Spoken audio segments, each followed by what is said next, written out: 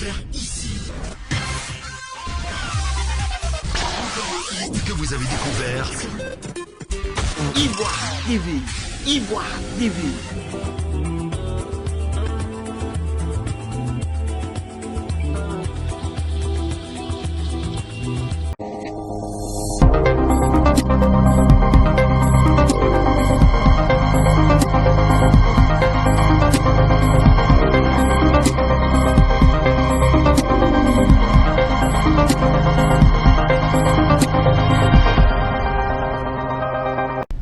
Mesdames et messieurs, bonjour et bienvenue sur Ivoire TV. Nous sommes à Akorogo, c'est le chef-lieu de la région du Poro.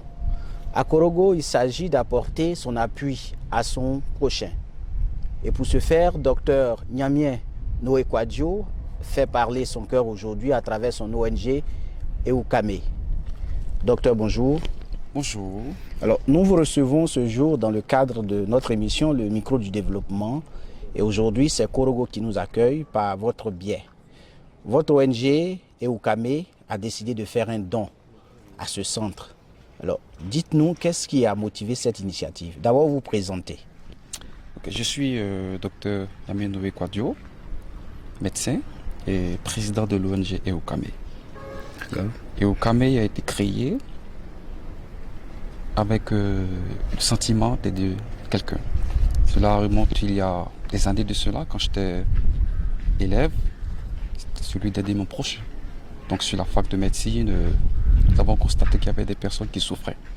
Bien qu'étant étudiants, on se dit, pourquoi ne pas aider aussi ceux qui sont à côté. C'est la raison pour laquelle nous avons mis en place cette structure, qu'on puisse, à travers cette structure, aider nos proches. C'est ce qui nous a motivés à créer cette structure. Alors, déjà médecin, vous aidez votre prochain, vous avez décidé encore de faire un don. Qu'est-ce qui a motivé cette initiative de don? Nous constatons que dans notre domaine, il y a beaucoup de personnes qui souffrent. Voilà. Et je sais que étant seul, c'est un peu difficile. Alors, pourquoi ne pas créer, ou bien pourquoi ne pas fédérer nos forces au sein d'une structure pour aider ces personnes qui souffrent effectivement? C'est ce qui nous a motivé vraiment à créer la structure. Parce qu'étant seul, il me sera difficile d'atteindre certains objectifs.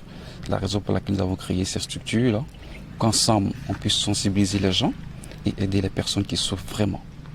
Alors aujourd'hui, votre choix est porté sur le centre dans le cadre des dons que vous faites. Pourquoi vous avez choisi ce centre? Bien, nous avons choisi le centre Saint-Camille parce que aussi l'ONG vient en aide aux personnes défavorisées. Le centre Saint-Camille accueille les handicapés mentaux.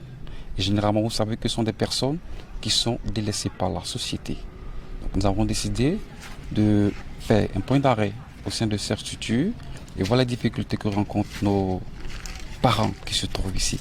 Donc, c'est ce qui nous a motivés aujourd'hui à faire cette action-là au sein de ce centre-là. Donc, c'est ce qui nous a motivés. Alors, le premier responsable de ce centre est avec nous. Ma soeur, bonjour. Bonjour, monsieur. Alors, on se retrouve dans votre centre dans le cadre d'un don fait par l'ONG Eukame de Dr Nyamien Noé Kwadjo. Oui. Alors, quel sentiment avez-vous eu lorsque vous avez touché du doigt ces dons-là? Alors, tout d'abord, je parle du début où le docteur est venu nous voir. Il y avait juste le docteur Brou, qui est psychiatre, et qui vient pour les consultations une semaine par mois. Et nous avons vu ensemble, les besoins ici sont énormes.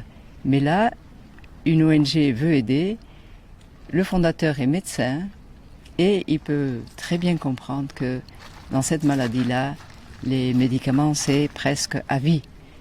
Tous les mois, il faut prendre des médicaments. Et la majeure partie des personnes que nous soignons ont des revenus tellement modestes qu'ils ont beaucoup de mal à payer les médicaments. Alors nous lui avons proposé de payer les ordonnances de certains de nos malades. Bon, il est allé discuter avec l'ONG et aujourd'hui on les voit. Vraiment c'est effectif. 11 malades vont avoir leur ordonnance payée pendant 3 mois. De plus, il a porté des vivres et des non-vivres. Notre population, nos enfants ici, nous les soignons, nous les lavons, ils sont pris en charge 100%, gratuitement. Donc il nous faut des vêtements, il nous faut des vivres, il nous faut des non-vivres pour l'hygiène, pour la bonne santé de nos patients. Alors, vous avez parlé des difficultés. Effectivement, il a pu apporter juste une contribution de la part de son ONG.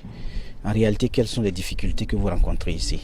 Bon, les difficultés sont d'ordre médical d'abord, d'ordre médicaments.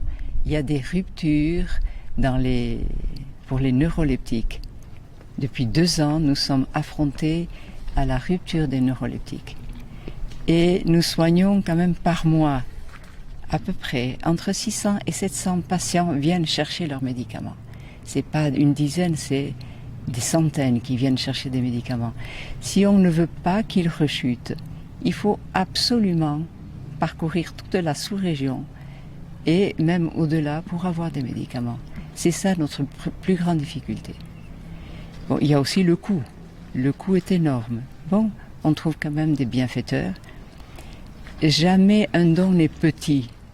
Ce qui est donné aujourd'hui, bon, d'une valeur de 100 000, 200 000 francs, ce n'est vraiment pas petit. Et nous avons beaucoup de personnes qui viennent nous aider.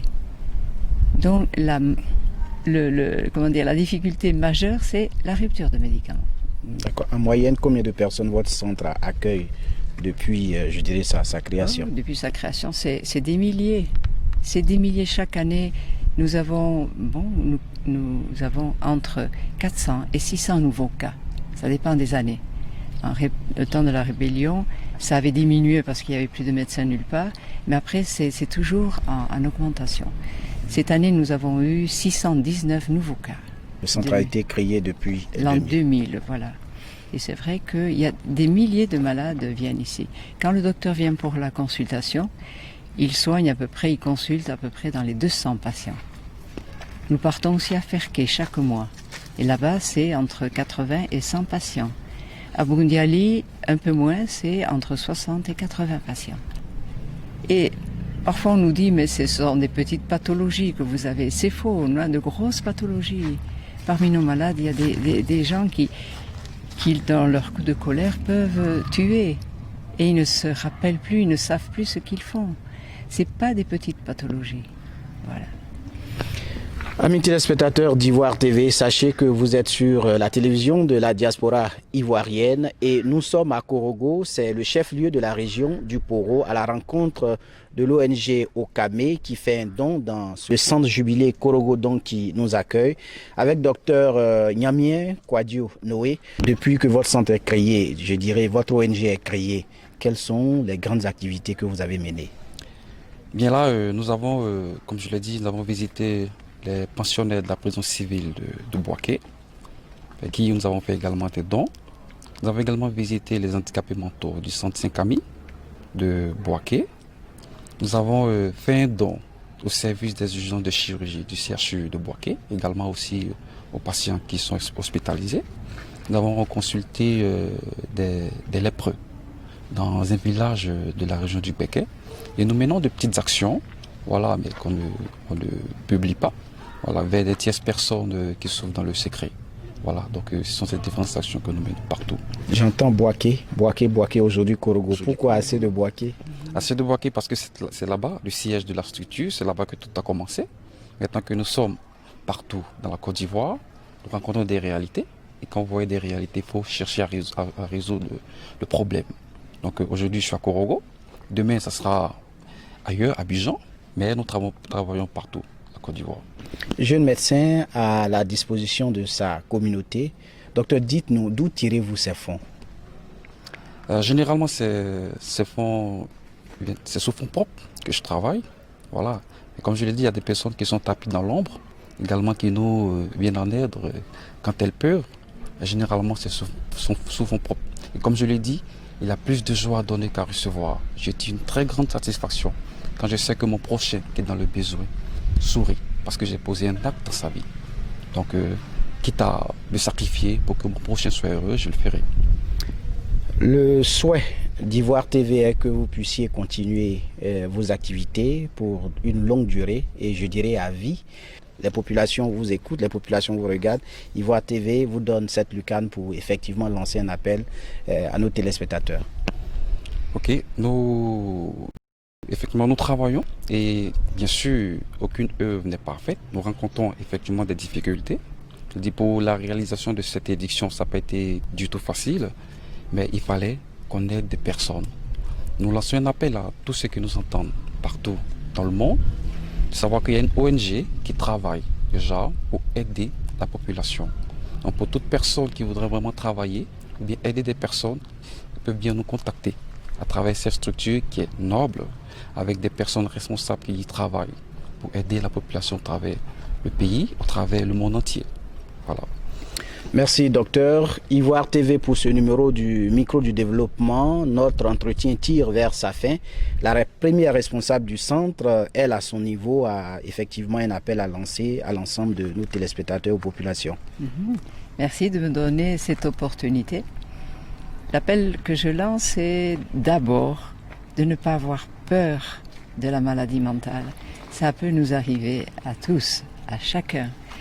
Donc, quand les gens voient un malade comme ça, il ne faut pas qu'ils hésitent à approcher soit les pompiers, soit les gendarmes, tout ça, pour dire, voilà, il y a tel malade qui trouble l'ordre public, pour nous l'amener. Et aussi d'être proche de leur malade, de ne jamais laisser le malade seul avec nous ici. Et aussi que les familles arrivent à, on ne peut pas aimer, enfin, à respecter leur malade, à prendre soin et à travailler avec nous. On peut réintégrer un malade mental, mais il faut travailler ensemble. Et ainsi, bon, je pense que le malade pourra trouver une petite place, peut-être une grande place aussi. Parce que parmi nos malades, vous en avez qui sont instituteurs, qui sont techniciens de surface, qui sont gardiens, qui ont des métiers, on leur a trouvé des métiers et qui le gardent, qui gardent ce métier. Donc un malade ayant un métier, travaille, se soigne, que le malade n'arrête jamais son traitement. Merci ma sœur pour votre contribution. Merci. Une action qui est allouée. Docteur, merci de nous avoir accordé ce temps de voir effectivement que au sein de nos communautés, il y a des personnes libres, il y a des personnes conscientes des situations de leurs prochains et qu'elles décident d'apporter leur appui.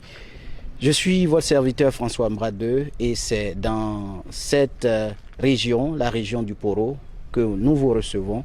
Notre émission prend fin ici. Merci de nous avoir suivis.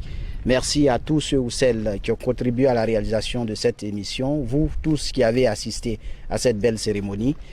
Que le Seigneur nous accompagne pour que votre cœur soit touché, pour apporter vous aussi votre contribution au bien-être de votre prochain. Merci et bonne suite de programme.